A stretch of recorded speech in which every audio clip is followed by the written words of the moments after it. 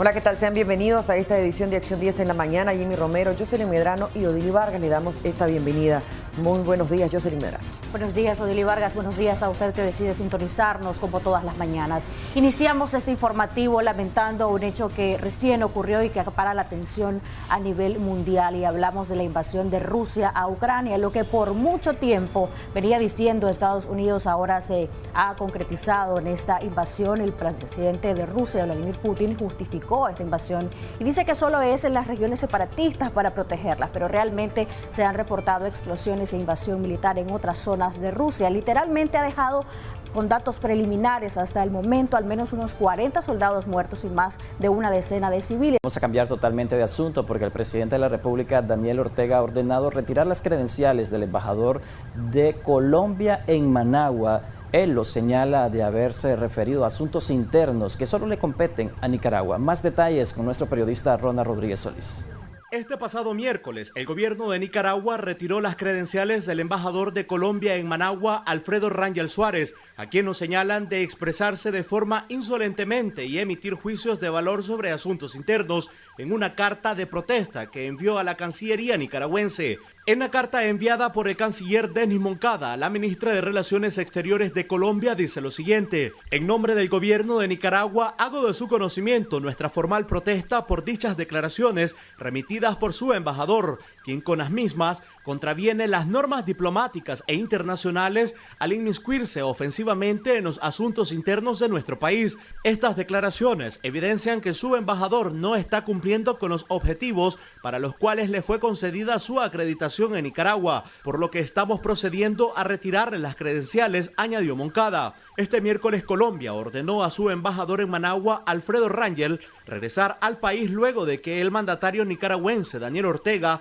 asegurara el lunes que la nación andina es un narcoestado donde asesinan a diario a líderes sociales.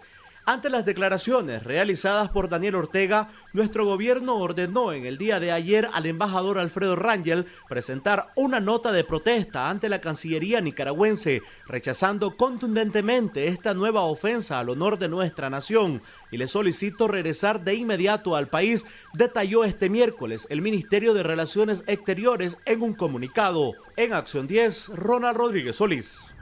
Vamos a cambiar de tema ya que un muerto y un lesionado deja un accidente de tránsito que se registró cerca de Jardines de Veracruz, en la capital. Pero es Ronald Rodríguez Solís quien da detalles. El motociclista Christopher Alexander González, de 24 años, resultó con lesiones de consideración al estrellarse en el costado izquierdo de un microbús, cuyo conductor fue señalado de irrespetar una señal de alto ubicada en el barrio La Primavera de Laboratorios Ramos, 5 cuadras al lago. Yo vengo de sur a norte, ¿verdad? Tiro la mirada para acá y para allá, ¿verdad? De oeste a este, y miro que la moto, cuando yo voy pasando, la moto viene pum, rápido y impacta, ya, entonces yo impacta y yo me quedo aquí, pues, ya, entonces esa es la situación, ya.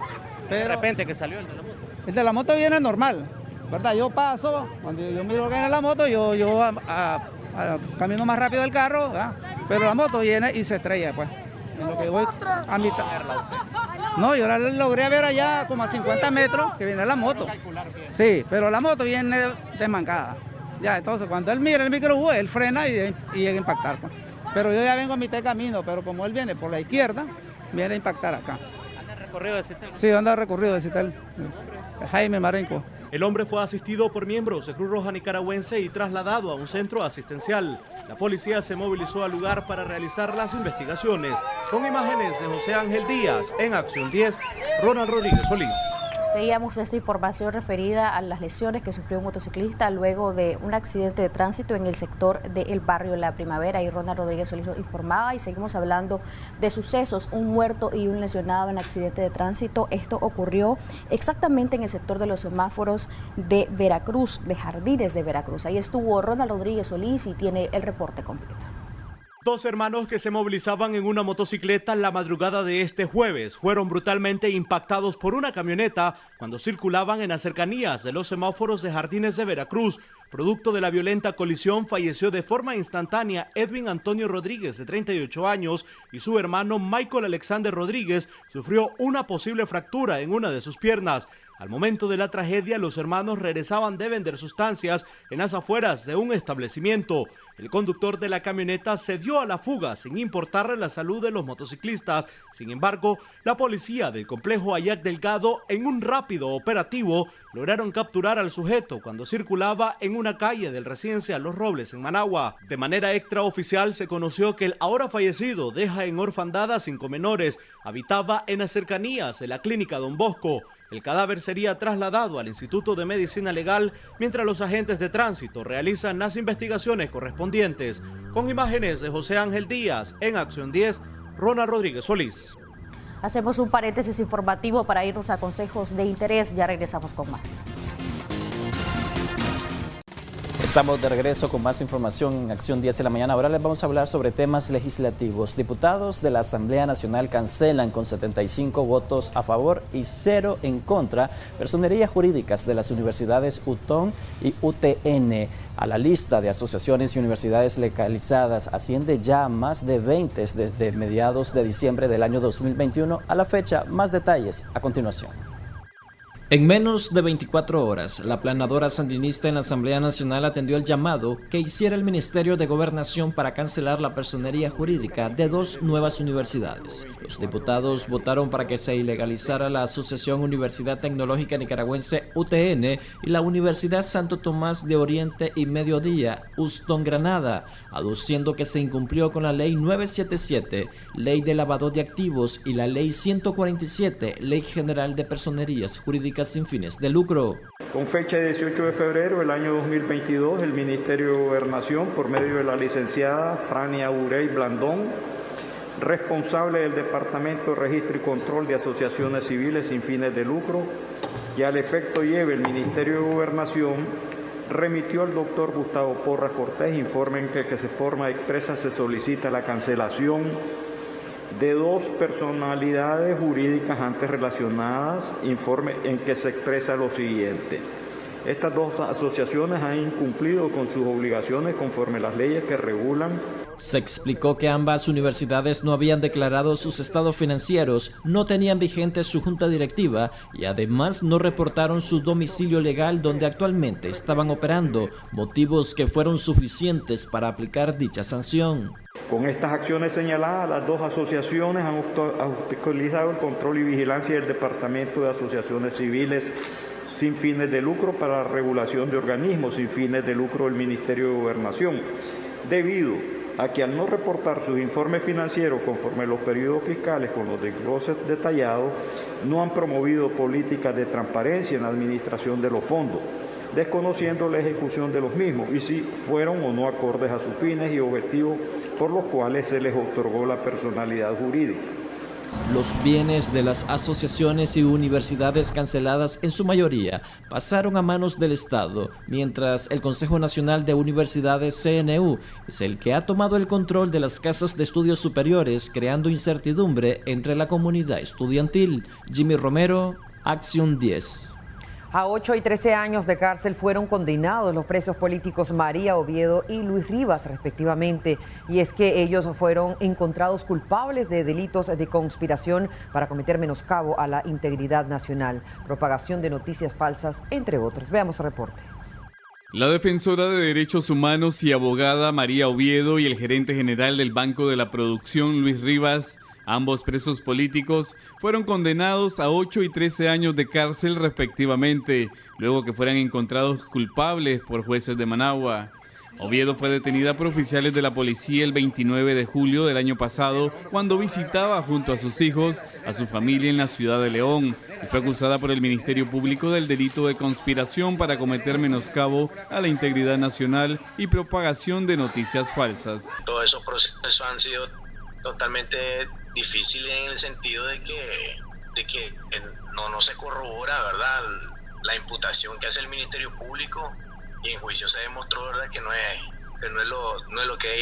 es lo que ellos dicen, y la verdad pues que ni modo, o sea, falló así el juez y hay que hacer uso de los recursos, pues, o sea, apelando desde el momento de la detención hasta el final, o sea, hay varias etapas y procesos en donde se tiene que hacer las respectivas apelaciones. Oviedo lleva 209 días tras los barrotes de una celda en la Dirección de Auxilio Judicial conocida como el Nuevo Chipote, y a través de su abogado ha denunciado que sus derechos humanos y constitucionales han sido violados en ese lugar. Mientras que Rivas fue detenido el 15 de junio del 2021 y fue acusado por la Fiscalía del delito de conspiración para cometer menoscabo a la integridad nacional y deportación o tenencia ilegal de armas de fuego, fabricación, tráfico, tenencia y uso de armas restringidas, sustancias o artefactos explosivos. El preso político lleva 253 días de estar tras las rejas del Nuevo Chipote, mientras sus familiares se han rehusado a brindar declaraciones a los medios de comunicación. Los procesos judiciales contra los presos políticos se realizaron en las instalaciones del Nuevo Chipote. Desde el pasado 1 de febrero a la fecha, un total de 15 reos de conciencia han sido condenados, a penas que van desde los 8 a los 15 años de cárcel. Informó para Acción 10, Carlos Larios. Y a través de una declaración, el alto representante de la Unión Europea, nos referimos a Josep Borrell, saludó la unión de 10 países por las medidas restrictivas adoptadas el pasado 10 de enero de este año 2022 contra el gobierno del presidente de la República, Daniel Ortega. Los detalles a continuación. El alto representante para la política exterior de la Unión Europea, Josep Borrell, celebró a través de una declaración la adhesión de al menos 10 países a las medidas restrictivas adoptadas el pasado 10 de enero sobre la situación en Nicaragua. En el documento se lee: el Consejo ha decidido incluir a 7 personas y 3 entidades en la lista de personas físicas y jurídicas, entidades y organismos sujetos a medidas restrictivas que figuren en el anexo de la decisión. Se suman a esta decisión del Consejo Macedonia del Norte, Montenegro, Serbia y Albania, países candidatos Islandia, Liechtenstein y Noruega, así como Ucrania, la República de Moldavia y Georgia. En el escrito se detalla que dichas naciones velarán porque sus políticas nacionales se ajusten a la citada decisión del Consejo. La Unión Europea toma nota de este compromiso y lo celebra. Las sanciones aplicadas el pasado 10 de enero incluían entre los sancionados a Laureano y Camilo Ortega Murillo, los magistrados del Consejo Supremo Electoral Brenda Rocha, Cairo Amador y Lumberto Campbell. También fue sancionada Naima Díaz, directora del Instituto Nicaragüense de Telecomunicaciones y Correos, y Luis Ángel Montenegro de la Superintendencia de Bancos y otras instituciones. Mientras las entidades designadas son el Consejo Supremo Electoral, la Policía Nacional y Telcor, según detalla el documento. María Esther Ordóñez, Acción 10. Seguimos con más noticias en Acción 10 en la mañana. En redes sociales se ha viralizado la denuncia del secuestro de una joven de 25 años de edad. Esto ocurrió en el barrio Las Vegas, en el municipio de Mulucucú. Marjorie Vargas con el informe. Erika Suárez Mendoza, de 25 años, fue secuestrada por un grupo de delincuentes. El hecho se dio el pasado lunes 21 de febrero, cuando la joven se dirigía a una vela en la iglesia Voz de Salvación, en el barrio Las Vegas, en el municipio de Mulucucú. La víctima nunca llegó a su destino. Fue al día siguiente que los captores enviaron 2 fotografías a los familiares para exigir la suma de $1,000 para dejarla en libertad. Nuestro corresponsal en la zona, David Mendoza, conversó con el papá Juan Suárez, quien narra los momentos de angustia que vive su familia. La que murió una señora inglesa. Sí. Y entonces iba yo y con eso yo la miré que estaba sentada en una madera allí con un teléfono, ¿no? Ella con su camisa, con la camisa que sale ahí. Sí, sí, de la Iglesia de Dios, dice la camisa. Sí. Entonces yo me entretuve un ratito, le dije a una niña, vaya, dígale que la vaya, pero como el diablo está mentiroso, le digo a la niña, vámonos, le digo, listo de llegar. Sí, sí. Y entonces lo fuimos para donde una hermana ahí que va a la iglesia y me dijo pues que no estaba, que no tenía una ropa que yo lavar y entonces... Sí, sí. Así fue, después yo me mandé a comprar una gaseosa a la venta que hay cerquita ahí, la mandé que fuera a ver y ya no estaba. En ese momento desapareció. El padre de la joven es de escasos recursos, por lo que solicita el apoyo de la población nicaragüense para reunir los $1,000. Para Acción 10, Marjorie Vargas. Y la esposa de un ciudadano ribense denuncia a la cirujana maxilofacial del hospital de esa ciudad por una supuesta mala práctica al extraerle una muela de juicio a su esposo, quien murió horas después de ser intervenido.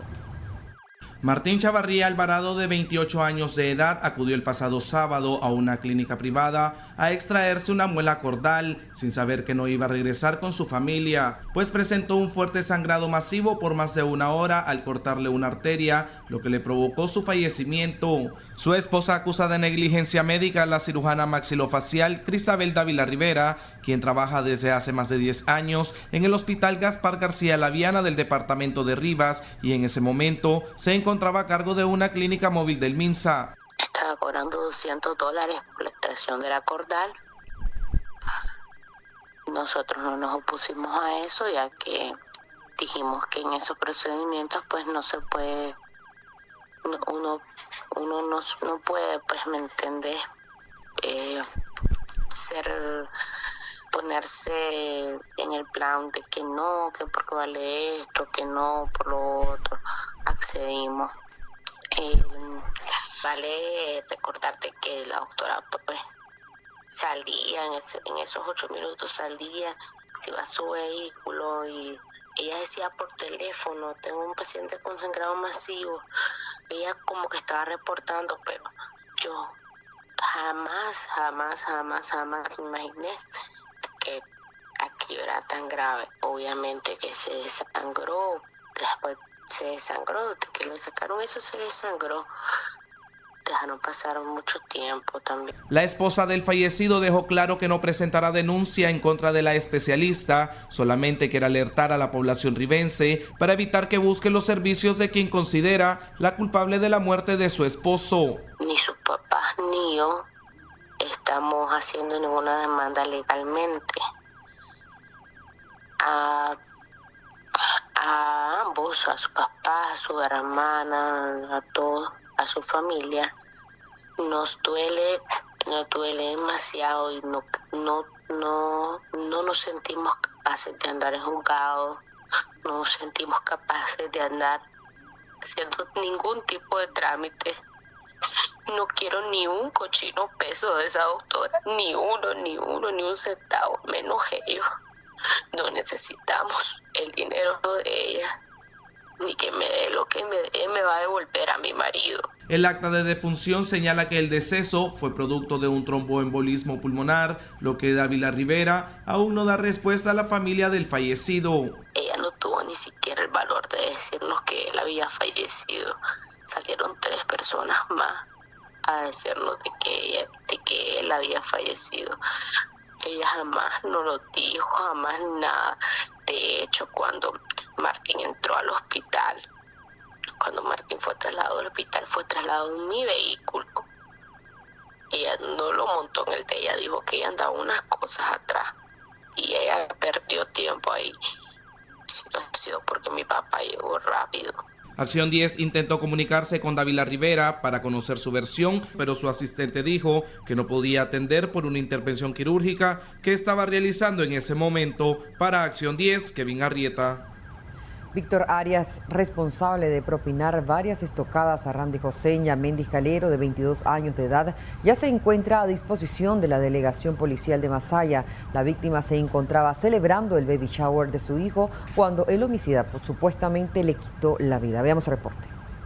Este martes, la Policía Nacional puso a la orden de las autoridades competentes a Víctor Manuel Arias García, de 20 años de edad, quien será acusado por la muerte a cuchilladas de su cuñado Randy José Ñamendi Calero, de 22 años. El suceso ocurrió al finalizar un baby shower en el reparto 10 de mayo de Masaya la madrugada del domingo pasado. En los resultados de las investigaciones policiales, la Policía Nacional determinó que el día domingo 20 de febrero del 2022 a las 1:30 de la madrugada, el sujeto Víctor Manuel Arias García, de 20 años de edad, discutió en estado de ebriedad con Randy José Ñamendi, quien, motivado por rencillas personales, le agredió con arma cortopunzante. Randy Ñamendi y su esposa habían organizado una fiesta para darle la bienvenida a su niño. cuando el hermano de ella, Víctor Manuel, empezó la pelea que culminó en el ataque a cuchilladas contra su cuñado. Se conoció que al momento de la agresión, Víctor le dio una estocada a Randy en la espalda y otra en el cuello, que le provocaron un sangrado masivo, lo que lo llevó a la muerte mientras era trasladado en un taxi al hospital Humberto Alvarado. Con información de Martín Orozco, en Acción 10, Jocelyn Rojas. 12 años han transcurrido desde que Dina Carrión fue encontrada muerta en su casa en abril del año 2010. Hoy la Corte Interamericana de Derechos Humanos pasa el caso de femicidio a la Corte Interamericana de Justicia. En este reporte les comentamos por qué. La Comisión Interamericana de Derechos Humanos presentó ante la CID una demanda interpuesta ante este organismo de familiares de Dina Carrión González, encontrada sin vida en su casa con un disparo en el año 2010. Las autoridades nicaragüenses determinaron que se trató de un suicidio y no un asesinato en el que se implicaba al excompañero de vida Juan Carlos Siles, quien goza de libertad, dado que la Corte Suprema de Justicia resolvió a su favor, dándose por cerrado el caso, acción que rechazó la familia de Carrión, por lo que en el año 2012 elevó la demanda ante la CID. Por su parte, el canciller Denis Moncada refirió que se trata de una supuesta campaña mediática en contra del gobierno con el fin de empañar los avances que se han logrado en el país en lo que respecta a la restitución de derechos y protección integral de la mujer, la niñez y las familias nicaragüenses, llamando al organismo internacional a actuar con objetividad y dejar las difamaciones en contra de los gobiernos. En Acción 10, Geraldine Domínguez. Ahora ponga mucho cuidado a esta información que les vamos a presentar. Con arma en mano, un motociclista despoja de sus pertenencias a un grupo de personas que compraban en una pulpería ubicada en la colonia Miguel Gutiérrez, acá en la capital Managua. Pero es nuestra periodista Saily Aguilar quien nos brinda esta información. Unas cámaras de seguridad capta el preciso momento en el que un motorizado roba con arma en mano el teléfono de un joven que compraba en una venta en la vía Miguel Gutiérrez el pasado 19 de febrero.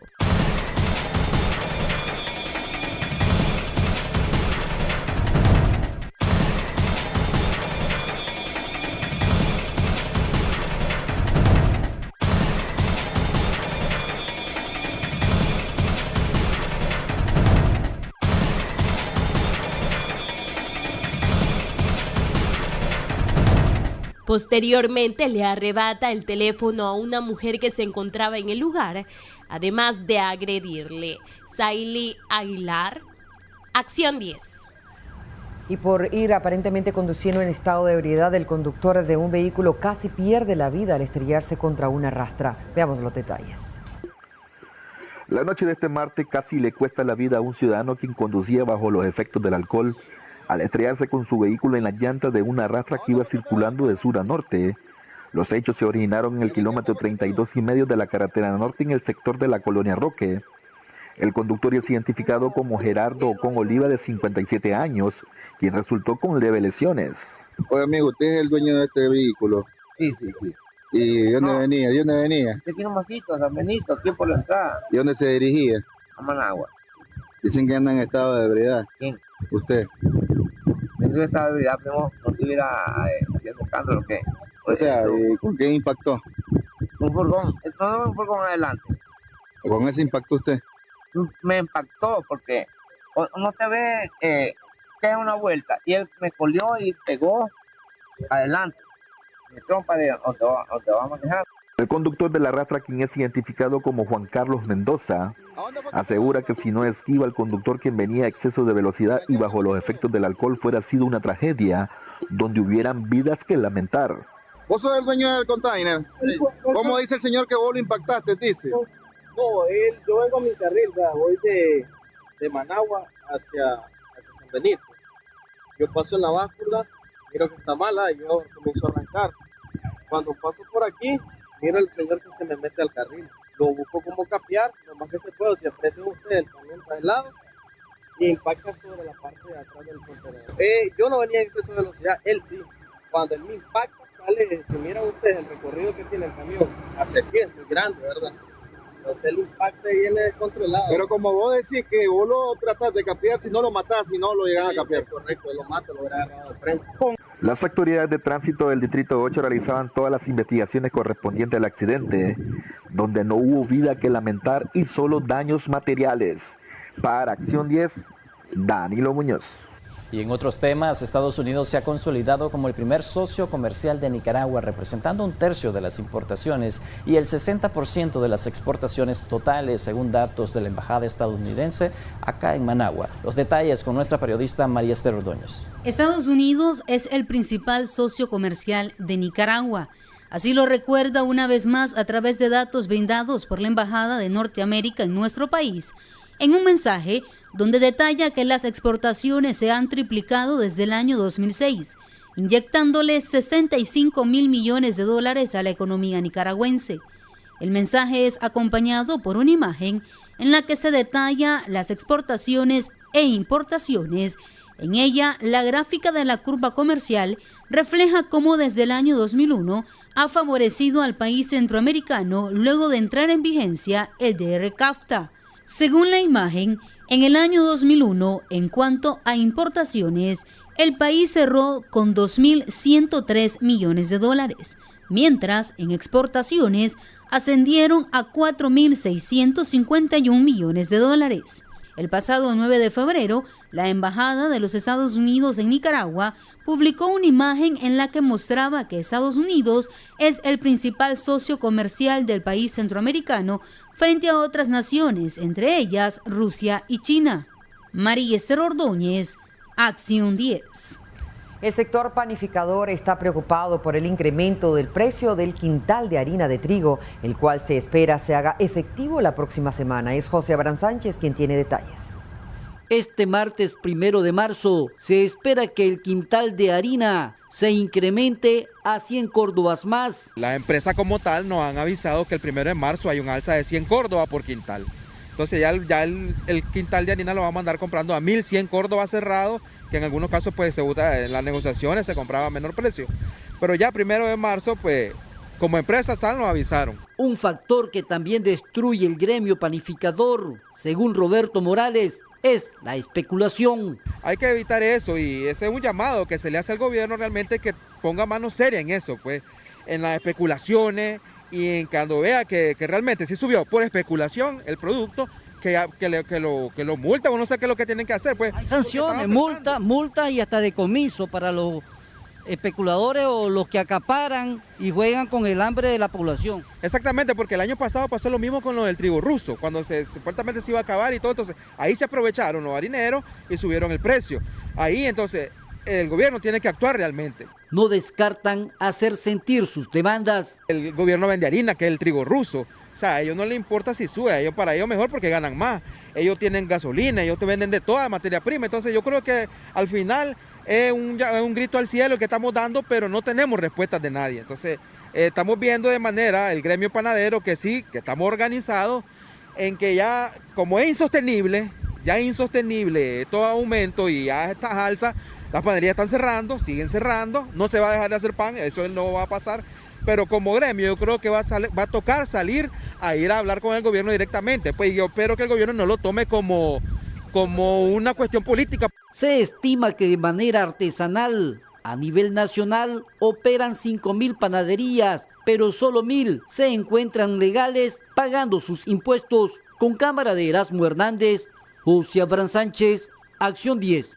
Bueno, y siempre hablando de temas económicos, la aerolínea estadounidense American Airlines anunció que para los próximos meses no tiene planeado reiniciar operaciones en nuestro país, sino hasta finales del año. Los detalles a continuación. Será hasta el 26 de agosto de este año que la aerolínea pretende retornar a Nicaragua. El anuncio desde ya merma la posibilidad de crecimiento acelerado en la industria turística. Así lo indicó Danilo Ocampo, gerente de la turoperadora de Lago a Lago, ubicada en el departamento de Granada, sitio donde debería ser notoria la afluencia de turistas extranjeros. Nos afecta bastantemente. De hecho, muchos de los turistas que estamos recibiendo hoy por hoy aquí en Granada, en Nicaragua incluso, están entrando de Costa Rica. Ellos optan de tomar los vuelos por Costa Rica y pasar la frontera de Costa Rica para Nicaragua. Pero sí, pues en mi caso me entristece mucho pues oír esta noticia porque es algo que nos afecta a todos.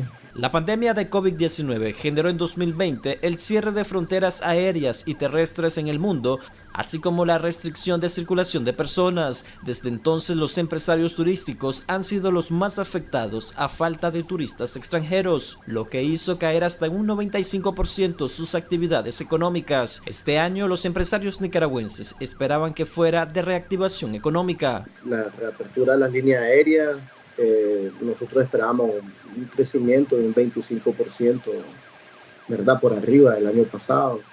De hecho, pues, como te platiqué en la vez anterior, ya se están viendo más turismo, ya se miran más extranjeros aquí en Nicaragua, ¿verdad? Y ha mejorado pues, bastante el turismo, pues. Pero estoy consciente de que mejoraría aún más si lograrán pues reaperturar las otras líneas aéreas. Las únicas compañías aéreas operando post pandemia han sido Avianca, Aeroméxico, Copa Airline, La Costeña y Conviasa. Sin embargo, aún siguen ausentes Spirit y United Airlines. Jimmy Romero, Acción 10.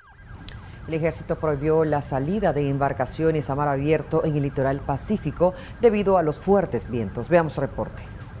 Los zarpes quedaron suspendidos desde el 22 hasta el 28 de febrero para la franja costera del Océano Pacífico, según la alerta emitida a través del Distrito Naval Pacífico del Ejército de Nicaragua. Es debido al seguimiento de un fenómeno atmosférico. Señala que no se emitirán zarpes a embarcaciones que tengan como destino mar abierto hasta nuevo aviso. El llamado es dirigido a los propietarios de embarcaciones menores de pescas, industrias, dueños de acopio y cooperativas de pescadores en las capitanías de Puerto Corinto, Potosí, Puerto Sandino y San Juan del Sur. El fenómeno podría desarrollarse con fuertes vientos de 10 a 15 nudos y olas mayores a 1,5 metros de altura, por lo que recomiendan a las embarcaciones que ya se encuentran en labores de pesca tomar todas las medidas de seguridad y trasladarse a un puerto seguro con el fin de evitar hechos lamentables.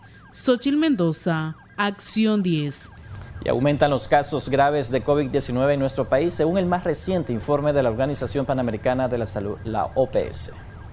La Organización Panamericana de la Salud informó que Nicaragua ha reportado un aumento de casos graves de COVID-19, pese a que en la región se reporta una disminución de casos de coronavirus. En su más reciente informe, el Ministerio de Salud de Nicaragua destacó por sexta semana consecutiva el incremento de casos positivos a la pandemia. Nicaragua vio un aumento de casos en 1/3 en lo que hace a los ingresos en terapia intensiva y las muertes. Sigue habiendo un aumento en Honduras. Si bien las disminuyeron en un 13% en términos generales en América del Sur, algunos lugares siguen notificando alzas. La doctora Etienne señaló que las muertes cayeron un 17% en las Américas, además de que el COVID sigue afectando a grupos vulnerables, entre ellos el personal sanitario. Más de la mitad de los 13 países y territorios que notificaron aumentos en el número de muertes en nuestra región se encontraron en el Caribe, en las Bahamas. El virus sigue azotando a grupos vulnerables. Se calcula que un 10% de los profesionales sanitarios actualmente se encuentran en cuarentena debido a exposiciones a la COVID. En Nicaragua se reportan en la última semana 109 casos positivos y un fallecido, elevando a 225 el número de víctimas mortales por esta causa desde el inicio de la pandemia. La directora de la OPS enfatizó que durante la semana pasada se contabilizaron 2 millones de casos nuevos en la región, 28% menos en relación a semanas anteriores. Xochitl Mendoza, Acción 10. Un nicaragüense que pretendía llegar a Estados Unidos es abandonado por un coyote tras presentar problemas mentales. Kevin Arrieta conversó con la esposa del desaparecido y este es su reporte. El 20 de febrero, Casey Abigail Morán Duarte fue notificada que su esposo, Juan Pablo Lumbi Herrera, de 39 años de edad, había sido abandonado por el coyote que lo llevaría hasta la frontera de Estados Unidos, pero tras presentar una descompensación mental, fue bajado del furgón donde viajaba en compañía de otros migrantes para que no fueran descubiertos por las autoridades mexicanas. Ellos dicen que perdió la mente, dicen, que enloqueció. Dice que él gritaba, dice que pateaba y se golpeó a una gente allí, dice. que no sabemos nada, y usted sabe que uno como familia y yo como esposa, yo estoy preocupada pues porque yo quiero saber alguna información de él, que no tiene información de ustedes, que a dónde puede estar, porque usted sabe que uno como familia uno se desespera. Según el relato de la cónyuge, el coyote cobró $4.500 al ciudadano originario de Santa Ana, departamento de Nueva Segovia, y ahora no le da ninguna respuesta, lo que mantiene en zozobra a la familia al desconocer su estado de salud.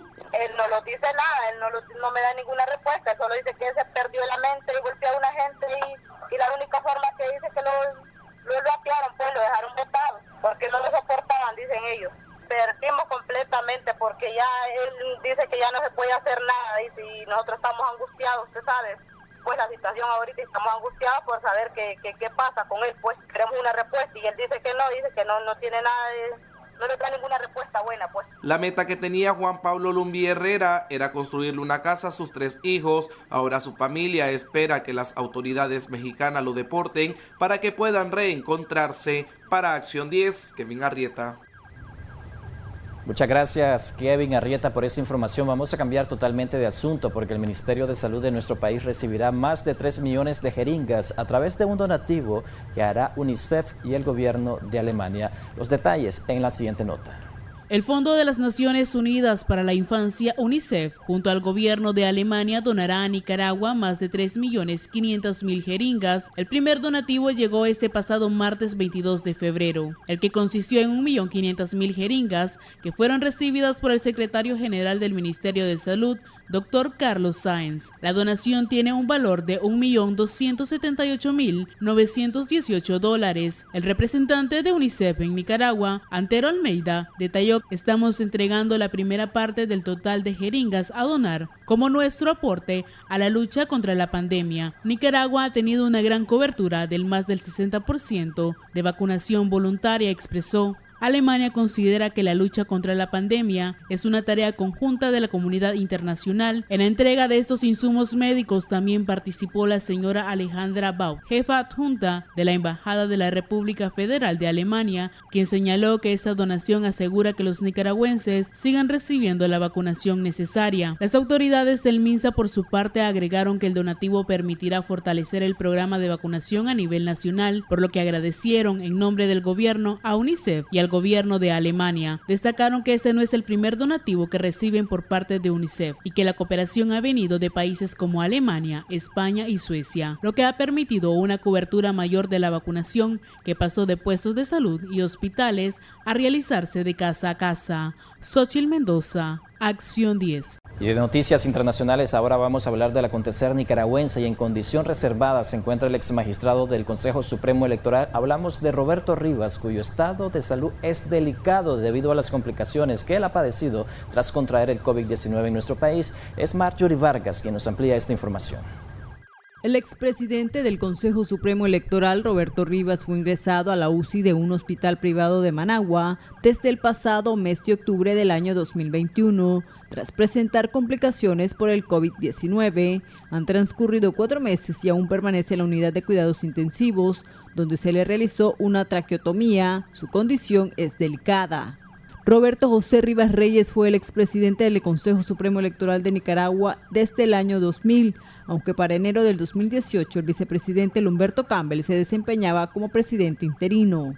En el año 2017 fue sancionado con la ley Magnitsky, que permite al Ejecutivo estadounidense sancionar a todos aquellos funcionarios o ciudadanos extranjeros que estén involucrados en casos de corrupción o hayan sido acusados de violar los derechos humanos.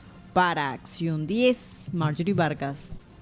En el kilómetro 12 de la carretera a Masaya, aparentemente un caponero invadió el carril de un motorizado y surgió un accidente de tránsito. Veamos el reporte. Fátima Flores, de 38 años de edad, habitante del municipio de Niquinomo, le pidió el favor a su amigo Bayardo González que la llevara al hospital Manolo Morales a ver a su hija, que se encuentra internada. Fue en el kilómetro 12 de carretera a Masaya que la motocicleta en la que viajaba colisionara contra una mototaxi que supuestamente le invadió carril, saliendo por los aires la ciudadana e impactando la llanta delantera de un vehículo que se encontraba estacionado. Yo venía en el carril del centro, ya, de Masaya hacia Managua. Cuando yo vengo, la mototaxi se quiere cruzar de un solo. Mínimo si iba a cruzar de un solo porque los oficiales estaban allá. Si iba, no sé pues, porque no anda seguro, no sé qué. Ahí les dijo a ellos, no sé, licencia, no, algo no anda. Cuando él se quiere, yo le pito y él me va el carril, se mete de un solo, ¿ya me entiende? Cuando él se mete de un solo, ahí es donde me pegó. Yo bajo velocidad, tramé los frenos, pero fue imposible porque ya me pegó el golpe y me sacó. Era una hija, solo como amigos, pues más que todo, así, los familiares, algo pues, conocidos, viejos. Sí, yo iba para mi trabajo, iba a recibir turno, iba yo. El carro, yo estoy parqueado ahí, esperando irme, pues, y de aquí se arrastraron hasta allá y cayó la muchacha así en la pies, pero no tengo que ver nada. Ellos se echaron la culpa, los dos. Que iba boqueando, quién sabe, que en el hospital le van a decidir, pero se miraba grave ella. El conductor de la mototaxi fue trasladado a la estación 5 de la policía tras conocerse que la mujer había sido intubada de emergencia. Con imágenes de Roger Sánchez para Acción 10, Kevin Arrieta. Y del 21 al 27 de febrero, Cruz Roja Nicaragüense está desarrollando el primer Congreso de Equipos Nacionales de Intervención en Agua, Saneamiento y Promoción de la Higiene del año 2022, en el que participan 21 voluntarios de diferentes partes del país. Los detalles a continuación.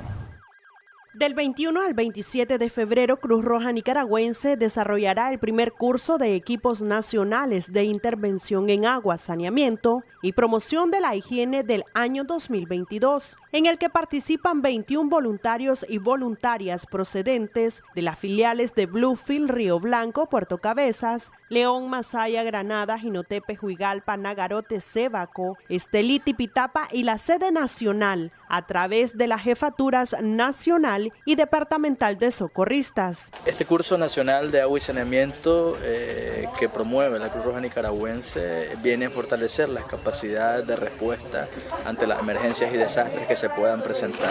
El día de hoy tenemos reunido a 21 voluntarios de todo el país procedentes de filiales que estarán capacitándose en esta materia para efectivamente poder desarrollar sus capacidades y sus habilidades ante situaciones que se puedan presentar.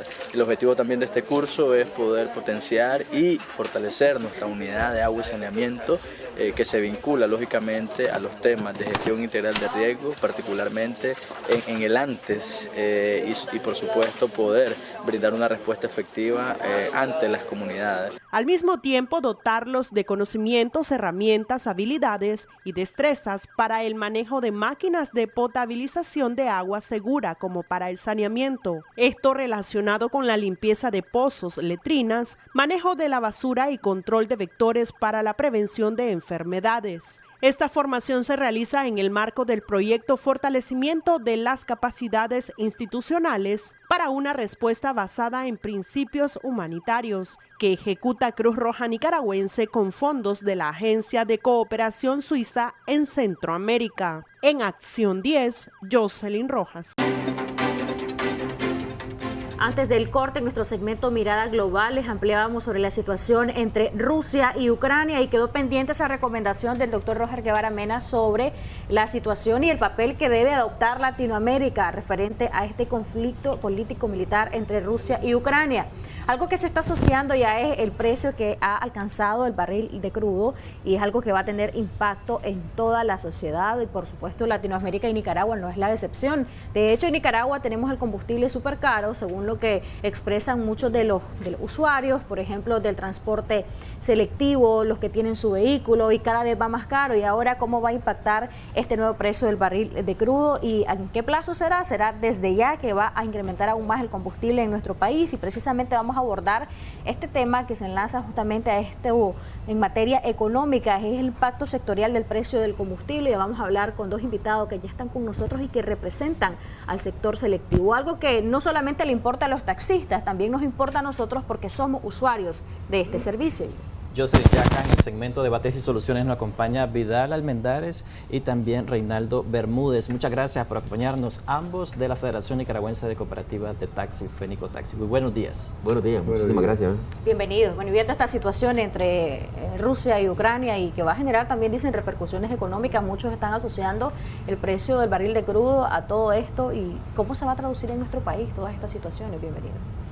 Bueno, mira, yo creo de que esta alarma que se dio a partir de este evento activa a todos los países del mundo, pues, ¿verdad? Inclusive los que no están involucrados directamente en el conflicto armado, pues, porque va a tener una repercusión en todo.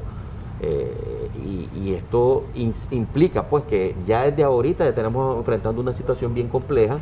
Actualmente, cuando el barril andaba por 90 y tantos galones, estábamos en 170 casi Córdobas el galón, 169 y pico, pues 170 redondeando. Esta situación pues tiene al sector bastante afectado porque el combustible tiene un efecto directo en la estructura de costo de operar el servicio de taxi. ¿Qué pasa? Normalmente cuando el combustible no está en este tipo de situaciones, representa aproximadamente el 50% en la estructura del costo, ¿verdad? A veces 49, 50, 50 y algo, pero no fluctuaba mucho, pues. En este momento ya se representa el 70%, ¿verdad? Solo el combustible en la estructura de costo, lo cual no significa que no haya efecto en los demás productos, pues, ¿verdad? Como las llantas, los lubricantes, los repuestos, etcétera, que también tienen un impacto bastante fuerte, porque, por ejemplo, las llantas, los repuestos andan alrededor del 35-40% el impacto que han incrementado sus precios. En el caso de los lubricantes anda por el 15%, y a partir del tema ahorita de lo de Ucrania, pues entendemos de que ahorita el barril pasó a 102 y eso va a tener un efecto inmediato en nosotros, ¿verdad? Y no solo en el sector taxi, como usted decía, Jocelyn, sino que también en toda la economía del país, pues, ¿verdad? Porque recordemos que inmediatamente todos los productos de consumo van a tener un efecto inmediato, y tanto el taxista como el periodista, el abogado, el estudiante, el que sea, va a tener que enfrentar, ¿verdad? Además de sus costos propios en los servicios que prestan o en los productos que venden, también en los productos que ellos consumen. Entonces se vuelve una espiral ascendente. La pregunta de todo es cuándo se haría efectivo un encarecimiento del servicio de taxi en nuestro país, debido pues que el barril de petróleo prácticamente ya se ha disparado a precios de $100, incluso se está hablando que podría llegar hasta los $120 en los próximos días si este conflicto se agrava. No, es que ya ha tenido ese efecto en la tarifa, ya ha tenido ese efecto, ha venido poco a poco ajustándose, pues, ¿verdad? Porque recordemos que este cambio no ha sido abrupto de un día para otro, es decir, si nosotros comparamos el 2020, en noviembre del 2020, hasta ahorita, para consumir la misma cantidad de combustible, un taxista mensualmente tiene que erogar alrededor de más de 8.000 Córdobas. Pero la actual situación se agravaría. Ah, sí, evidentemente, pues si estamos hablando que en 90 y pico estabas en 170, si ya llegamos a 110, 120, pues probablemente lleguemos hasta los 200 Córdobas. Hablemos, y con esto doy la bienvenida a Reinaldo, sobre el qué se puede hacer y qué se ha hecho hasta este momento, porque antes de lo que estaba ocurriendo hoy directamente y desde ayer por la noche entre Rusia y Ucrania, pues ya había un problema de el alto costo del combustible acá en nuestro país, y ya muchos sectores estaban demandando que se revisara esto y ver qué se podía hacer. ¿Qué acciones ustedes han tomado al respecto y qué se puede hacer de ahora en adelante? Bueno, la información que podríamos nosotros tener del aumento del combustible es a partir de que las petroleras nos informan el aumento inmediato, y esto como saltó de 80 y pico dólares a 102 en este momento, creo de que para esta semana los precios de los combustibles nos van a anunciar un incremento fuerte, pues, en este país. Para poner un ejemplo, en Centroamérica, Nicaragua anda por 1.243 dólares por litro, en Guatemala 1.59, todos oscilan con centavos menos, centavos más dólar. Pero hay países en Europa como Noruega, Finlandia, Suecia y el mismo Israel, donde ya sobrepasan $2 el litro de combustible, el valor. Y si nos vamos hasta el día de ayer, que tenía las estadísticas, en Hong Kong estaba con 2.756, eso equivale, multiplicado por 3.785, que es la medida del galón americano, a más de $10 el galón de gasolina en Hong Kong. Imagínense cómo irá a ser a partir de hoy. Ya vamos a hablar sobre el qué se puede hacer, don Reinaldo. Permítame, porque tenemos una llamada en espera.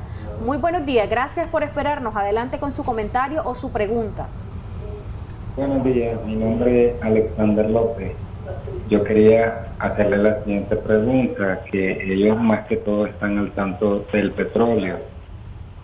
Sí. Nicaragua anteriormente no era petróleo que exportaba de Venezuela y por qué el precio tan caro de este petróleo hacia nuestro país. Gracias. Muchas gracias por la pregunta, don Reinaldo.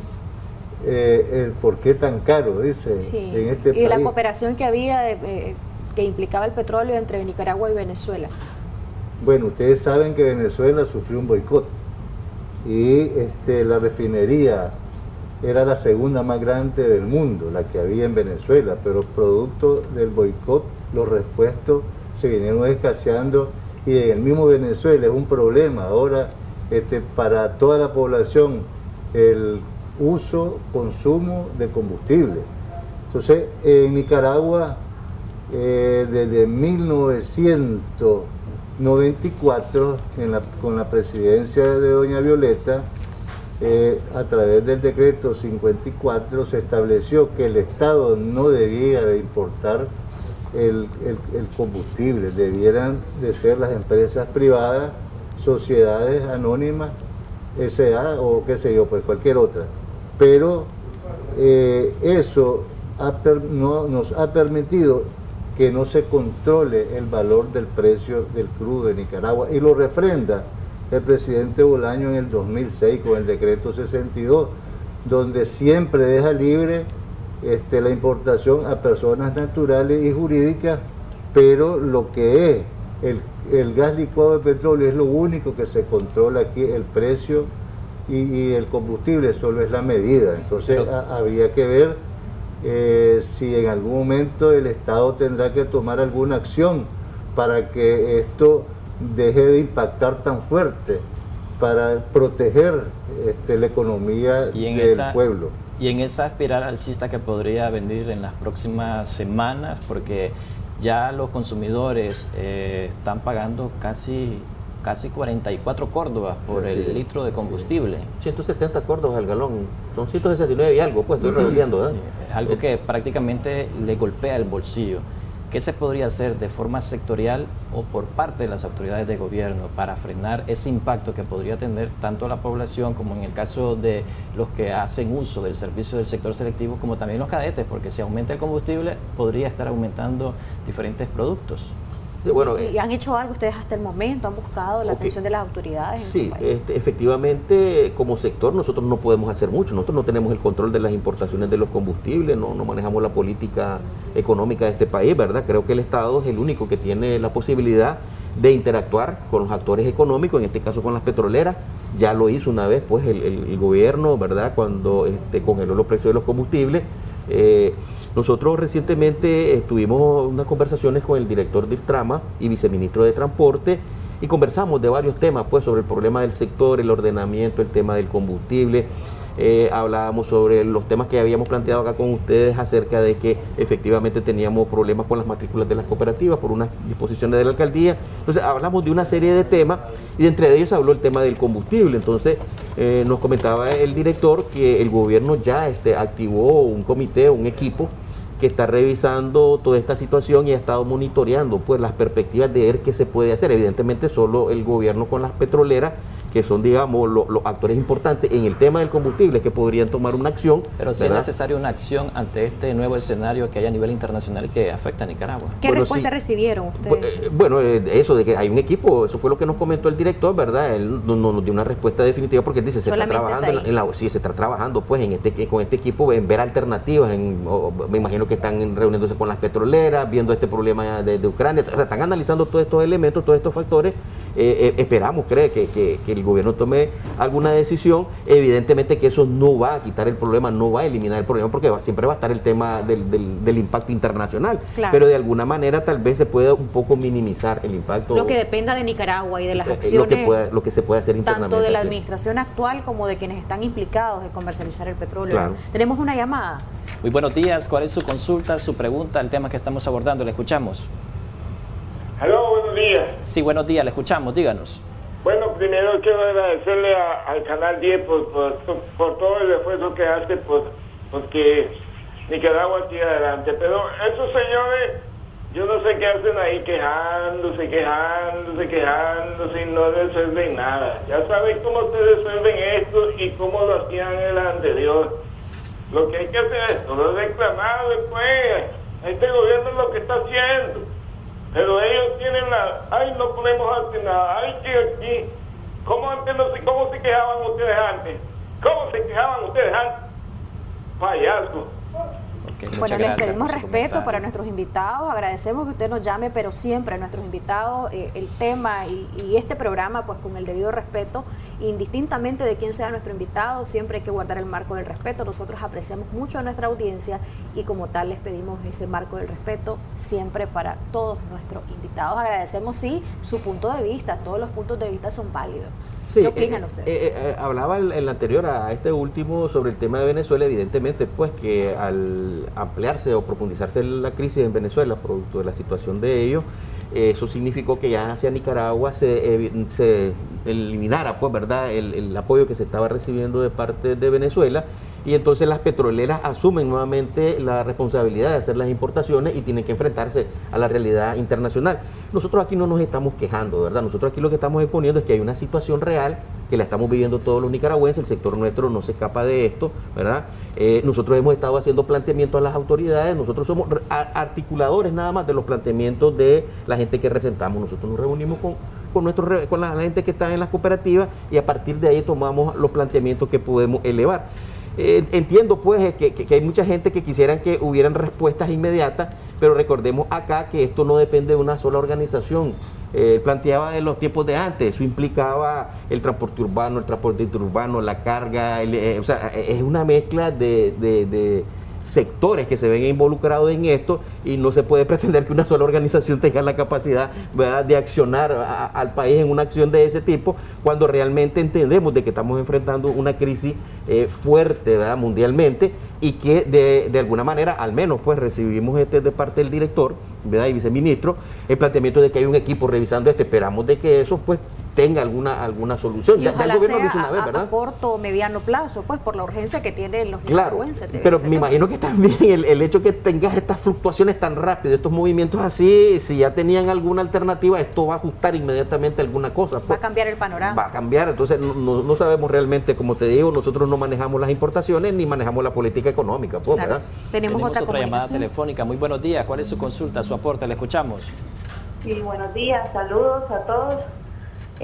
Bueno, quería dar mi punto de vista. Yo sé que estamos hablando del aumento del combustible, ¿verdad? Cómo nos afecta a todos. Pero quería hacer mención, ¿verdad?, de un poquito del desorden que vivimos en nuestro transporte colectivo, en nuestro transporte público y casi en la mayoría del país. Sí. Cuando el combustible aumenta de precios, finalmente nosotros como consumidor final somos los que le pagamos al transportista, al bus, al microbús, al taxi, pero es una lástima y es una viajar por lo menos en los buses desde San Carlos a Managua, de Matagalpa a Managua o de Matagalpa a San José de Bucay, cómo los transportistas quieren saturar los buses y total que el ganado viaja mejor que nosotros. Que quisiera que por lo menos los diputados, ya que están sentados allí y que pueden hacer algo, qué sé yo, ordenar el transporte público. Muchas gracias por darnos esa apreciación. Otro tema muy sensible es el transporte público tanto a nivel urbano como interurbano, el estado mecánico, el tipo de trato que recibe la gente, la calidad del servicio, etcétera. ¿Tienen algunos comentarios al respecto? No se justifica, digamos, que vayan súper llenos los buses, ¿verdad? Pero sí también hay que considerar a los transportistas, porque no va a salir de Río Blanco a Managua con 4 pasajeros. Hay que ver cuánto invertiría en combustible y qué es lo que le va a rentar. Tiene que salir al menos con la capacidad para poder tener un poco de ganancia, pues, el transportista. Sí, de que ese abuso de sobrepeso es peligroso, y si no veamos los accidentes que se han dado, ¿verdad?, donde han habido cantidades de fallecidos y heridos, y esto también perjudica lo que es el costo del presupuesto que tiene salud, porque siempre en los hospitales hay que recurrir y ahí se tiene que invertir parte de los recursos que tal vez no estaban destinados, pero surgen esas situaciones. Entonces también un llamado a los transportistas intermunicipales para que salgan con la capacidad y no expongan en peligro a la población. Y esperemos que también y comprendan de que posiblemente a partir de hoy cambie el panorama en el mundo y también el transportista se va a ver afectado al pagar más por el precio del combustible y con valoración del MTI o sin valoración, ellos van a tener que solicitar parte a las autoridades para que le autorice un aumento del pasaje prácticamente, pues. Vidal y Reinaldo, tenemos otra llamada telefónica. Buenos días, ¿cuál es su aporte? Le escuchamos. Buenos días. Buenos días. Sí, le escuchamos. Quisiera preguntar si podemos saber con exactitud cuánto es el porcentaje de impuestos que se cobran en Nicaragua y por qué el combustible en Nicaragua es el más caro de Centroamérica. Ok, muchas gracias. ¿Cuánto es el porcentaje que se tiene que pagar por impuestos para que ingrese el petróleo a Nicaragua y por qué Nicaragua es uno de los combustibles más caros? No, bueno, el combustible no tiene un impuesto al momento que ingresa, sino más bien cuando se procesa y se entrega, ¿verdad? Se le agrega lo que es el ISC, que es el impuesto selectivo de consumo. No es un porcentaje, es un valor fijo, 0.69 centavos dólar por galón, ¿verdad? Lo que se le incrementa. Adicionalmente tiene también un porcentaje mínimo también son 0.01% para la cuestión del INE, de la regulación. Sí. Tiene lo del FOMAP, ¿verdad? Pero son montos fijos, pues, es decir, no implica que si va aumentando el precio va a ir aumentando el impuesto sigue siendo el mismo, nada más que está dolarizado. Lo único que afecta nada más es el mantenimiento del valor en ese sentido, pues, ¿verdad? Es lo que nosotros conocemos. Pues parece que algunos televidentes creen que nosotros estamos manejando el tema del petróleo. Nosotros no manejamos temas de petróleo, no somos las petroleras, vuelvo a insistir, no somos el gobierno, no manejamos la política económica, más bien nosotros somos, igual que todo el mundo, un consumidor más, ¿verdad? del producto. Tenemos una gasolinera que está orientada, pues, a tratar de bajar el impacto del precio, y lo que hacemos nosotros es de nuestro margen bajarle el precio del combustible, que fluctúa entre 3.50, 3.75, 4 pesos, va a depender precisamente de los precios, ¿verdad?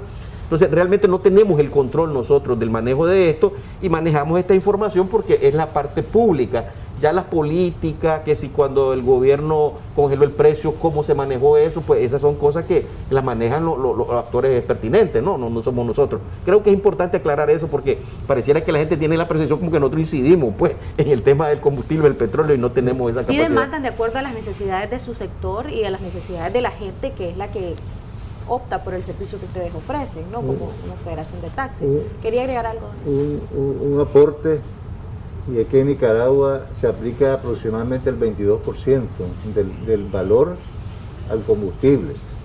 Que si nosotros quitamos ese 22%, podríamos andar por 100 y pico, pues, pero todo país vive de los impuestos y en todas partes del mundo cobran impuestos a los productos que genera el hidrocarburo, pues. Entonces no es de asustarse, y en otro es más caro, y eso prácticamente hay que comprenderlo, que se paga el muellaje, se paga seguro, el flete y se paga hasta el transporte. Nos cobran el porcentaje del 3% por trasladarlo del puerto a Managua. Nosotros, si hacemos un pedido de 1 millón de córdobas, nos cobran 30.000 córdobas de transporte. Entonces todo eso va a recaer en el usuario final, que es el cliente, pues, el usuario final. Entonces eso está prácticamente dentro del marco y dependiendo de los países. Si es un país rico, los impuestos son menores. Si es un país pobre, los impuestos son mayores porque por el volumen y también el consumo, pues, prácticamente, que tienen otros países. Entonces eso hay que entenderlo. Pero no es que nosotros seamos los que valoramos los precios. Para eso hay organismos internacionales.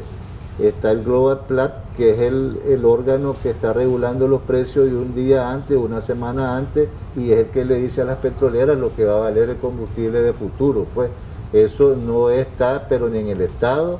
Eso está en manos de empresas internacionales que controlan esto. Tenemos otra comunicación. Gracias por llamarnos. Adelante. ¿Cuál es su comentario o su pregunta para nuestros invitados? Aló, buenos días. Bienvenido. Adelante. Sí, estoy llamando de Bluefield. Qué gusto escucharle de Bluefield. Soy el presidente de la cooperativa, Javier Bejarano. Bienvenido. El que nosotros, aquí en Bluefield, el combustible se ha disparado demasiado. Está el galón a más de 170 cordos. Wow. Y la tarifa que se cobra aquí en el perímetro de Bluefield es de 14 cordos. Una tarifa que ya no sustenta los costos operativos diarios del vehículo. Hemos tenido reuniones con el señor alcalde, pues, pero no ha dado respuesta. Porque aquí se está violando la ley 524, cuando es un arreglo entre las partes.